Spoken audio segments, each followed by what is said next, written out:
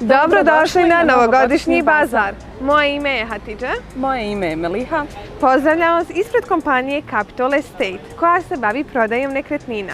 Danas ćemo pokazati bazar koji se održava u Alanji, danas i sutra, na kojem možete pronaći proizvode iz različitih zemalja i veoma će biti zanimljivo, tako da jedva čekam da vam pokažem šta nudimo. Novogodišnji bazar održava se svake godine u mjesecu decembru. Tu možete pronaći sve proizvode, kako lokalaca, tako i stranaca koji imaju svoja udruženja u Alanji. Novogodišnji bazar se održava subota i nedelja, a na kraju dana održava se i koncert nekih poznatih ličnosti Turske.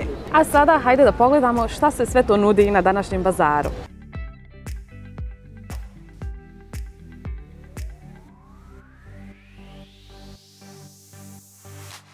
Idemo, Meliha, da vidimo šta možemo kupiti, a vjerovatno ima negdje i da se jede jer sam ja gladna, nisam dočkovala. Također nisam dočkovala. Onda idemo da jedemo i da vidimo šta možemo kupiti.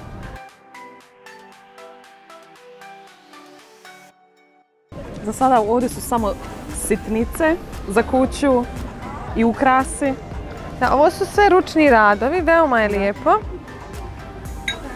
Evo, na primjer, jedna ovako tacna ručno obojena je 350 lira, što iznosi nekih 35 maraka ili nekih 16,5-17 eura. Ono što vjerujem da bi obradovalo naše mališane jeste sigurno ovaj štand. Jeste.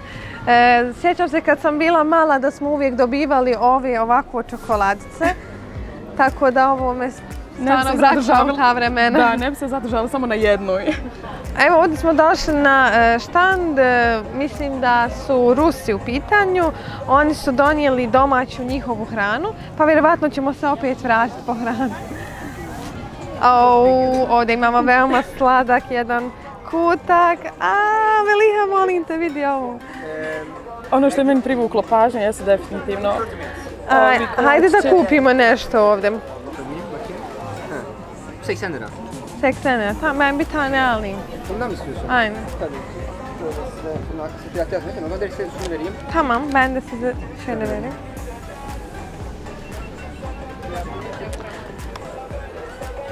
Şöyle vereyim. Hvala. Teşekkürler, kolay gelsin. Sağ olun. İyi akşamlar, iyi günler. İyi günler. Evo, stvarno nisam mogla odoliti, a da ne kupim nešto sa ovog štanda. Znači, sada sam ja sljedeća na redu. Pa ako se meni nešto svidi, ja ću opet da kupim. Tu imamo domaće proizvode i da, tu su ulja, kolači, ali za sad nećemo prilaziti ovim kolačima, da. Kolačima nećemo prilaziti. Popcorn ili kokice. Vjerovatno večeras kad bude koncert tu, svi će doći na Malt na kokice jer pretežno ljudi dolaze ovdje, uzmaju kokice i uživaju u koncertu. I idemo sada da pogledamo što se tu dešava na donjoj platformi gdje je pripremljeno više štandova. Mogu da kažem da smo veoma počešćeni vremenom jer prošle sedmice u Alanji su bile kiše, a evo sad trenutno je 22 stepena.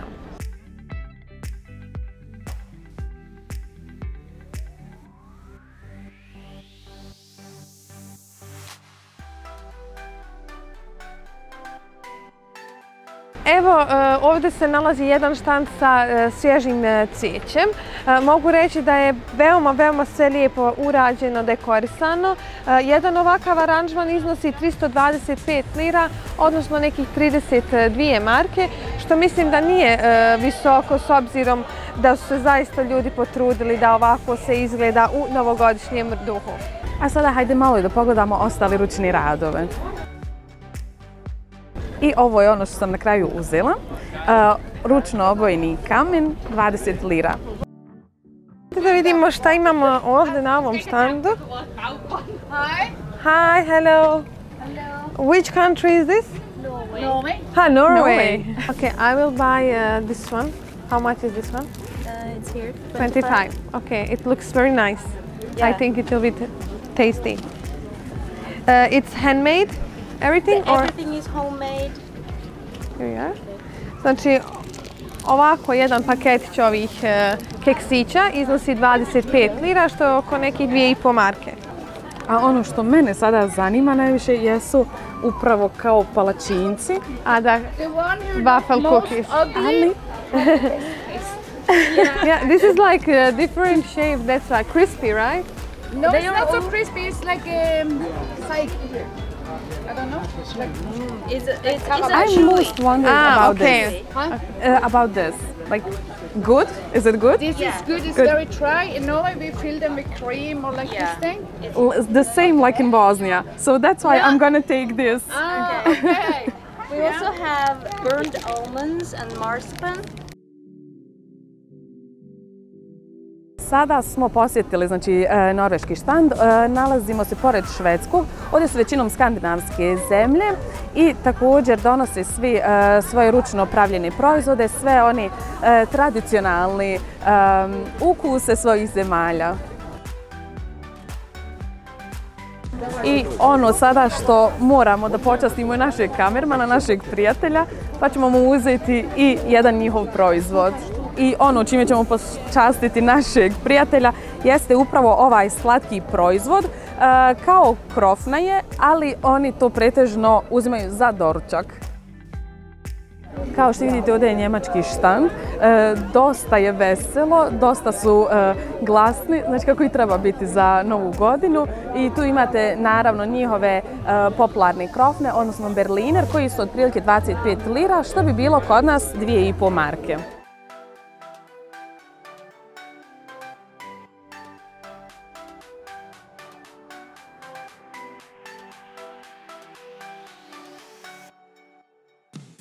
I ono što smo isto također jedva očekivali, nalazimo se na bosanskom štandu gdje nam se nalazi apsolutno sve, znači domaći ajvar, suk od borunce, mantije, krompiruša, sirnica također i kao suhomesnati proizvodi, te također paštete. Evo ih. Svakako će brzo proći, tako da dvije su. Može ti grijem? Ma ne morate.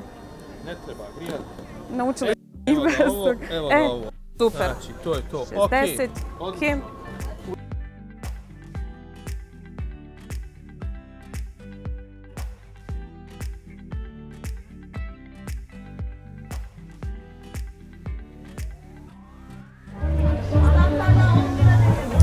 Evo ovako jedna mala kao zdjelca je samo 10 lira ili 1 marka. A zaista izgleda lijepo zato što je ručno rađeno. Sve je tako slatko i lijepo, zaista voljela bih da kupim sve ovdje što vidim, da to mogu odjednom sve da kupim. Kako slatko! Znači, ako dođete na ovaj bazar, onda možete pronaći ovako za vaše mališane odijelo Djeda Mraza. Ovdje se zaista osjeća ta praznična atmosfera, kao što možete i sami da vidite. Iako nemamo snijega, vrijeme je zaista toplo, ali i dalje tu je taj neki novogodišnji duh. Također, mnogo je stranaca, mnogo različitih jezika i mnogo dobrih proizvoda. Hajde da vidimo što možemo još da nađemo. Evo ovako možete da kupite nekome za poklon ako želite prelijepe radove. Ili ovako mini Nutella, mini čokoladica Djeda Mraza, zaista je sve predivno. Također, ako želite nekoga da obradujete za ove novogodišnje praznike, tu možete pronaći i ovako ove novogodišnje kutije koje je gospođica sama osmislila i pokloniti i obradovati nekoga. Bojim se da ako pojede mnogo slatka, ovih cookies, kolačića slatkih, da će mi biti zaista muka, tako da neću puno da pretjerujem sa slatkim. Iako je Meliha uzela ajvar na bosanskom štandu, to sam vidjela. Vidjet ću da li ima nešto slano što bih mogla da kupim. Ovo je zaista lijepo, ukoliko proslavljate Božić. Ovo je zaista jedna lijepa dekoracija koja bi se trebala pronaći na vašem stolu. Također veoma je lijepo, evo pokazuje nam i sama gospođa dekoracije koje pravi. Iza imate bateriju da upalite ova svjetlo, stvarno je lijepo da ukrasite vaš dom za novogodišnje i božićne praznike. Ukoliko ste se umorili od razgledanja, onda vam preporučujem da dođete ovdje u ovaj mini kafić i da popijete kafu, čaj, limunadu. Ja ću uzeti sebi jednu limunadu. Teşekkür ederim. Evo, jedna limunada je 15 lira ili marka i pol. Veoma osvežavajuća limunada. Mi se evo nalazimo tu i na štandu gdje se prodaju sirni proizvodi, pa evo da vidimo šta oni nude. Evo, malo prije sam navela da želim da kupim nešto što je slano i tu smo došli upravo do proizvoda, naravno, turske kuhinje, gdje ću kupiti nešto slano jer od jutra jedem samo slatkiše. Kısır, to je tursko jelo koje ne možete naći da se prodaje negdje vani, nego pretežno to ukućani prave u svojim domovima. Evo, pošto ja ne znam napraviti kısır, a volim ga veoma, uzet ću jednu porciju kısıra koji je 25 lira. Teşekkür ederim. 25 lira, odnosno oko 2,5 marke. Tu imamo također kadajf, zatim slatko od tikve, pitice neke razne, içli köfte. Kısır gibi. Bununla daha önce A ovo je isto kao i kısır, specifično za Hatay. ben şöyle tabağın Izgleda baš lijepo. Evo, malo će mi dati. Tamam, teşekkürler. Sağ ol. Tu su i sarmice, zatim sarma od kupusa, dolma. Zaista sve ukusno izgleda.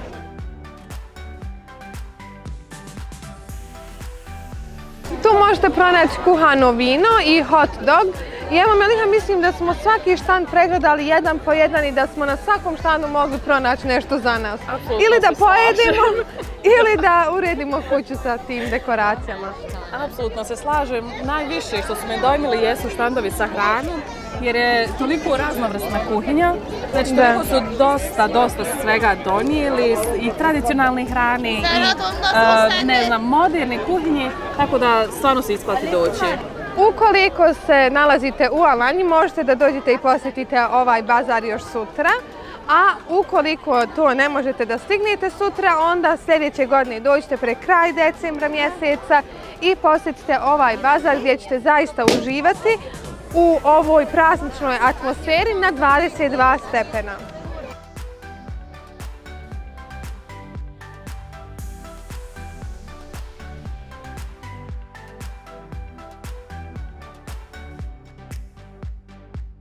I to bi bilo to. Došli smo na kraj videa. Nadam se da ste i vi uživali onoliko koliko smo i mi uživali i da smo vam barem djelić ove atmosfere uspjeli prenijeti. I ne zaboravite da lajkate ovaj video, da se pretplatite na naš YouTube kanal i da nam pišete ukoliko budete imali nekih pitanja, a tu smo da vam odgovorimo. Vidimo se! Pozdrav!